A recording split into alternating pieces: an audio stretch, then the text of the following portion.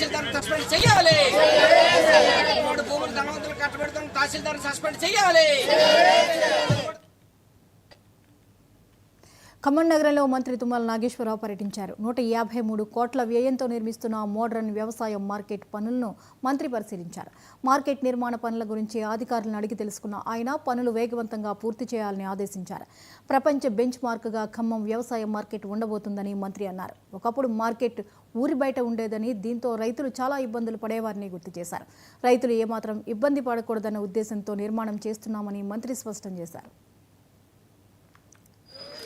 రైతు పండుగ రోజున ఎట్టి పరిస్థితుల్లో ఇదే మార్కెట్లో మళ్ళీ వ్యాపారాలు జరగాలి, రైతులు సుఖ సంతోషాలతో ఉండాలి, వాళ్ళకు కావాల్సిన ఫెసిలిటీస్ అన్నీ క్రియేట్ చేయమని చెప్తున్నాం.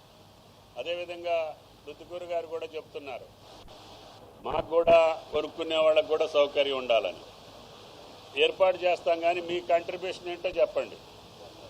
మీరు ఎంత ఇవ్వగలుగుతారో అన్ని డబ్బులు మేము ఇస్తాం. మీరు 10 లక్షలు ఇస్తే మేము 10 లక్షలు ఇస్తాం, మీరు 50 లక్షలు ఇస్తే నేను 50 లక్షలు ఇస్తాను. కాబట్టి దయచేసి మీకు కూడా సౌకర్యం ఉండాలి. బయట నుంచి ఇతర రాష్ట్రాల నుంచో ఇతర దేశాల నుంచో మన సరుకును కొనడానికి వస్తే వాళ్ళకు కూడా ఫెసిలిటీస్ క్రియేట్ చేయాలి. ఎప్పటికప్పుడు